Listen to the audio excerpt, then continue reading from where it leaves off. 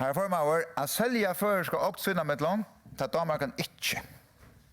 Och sälja nu att sittande samgångar attlar att löjva att atter att leta uppfylla att förska tillfånge ska säljas av landen.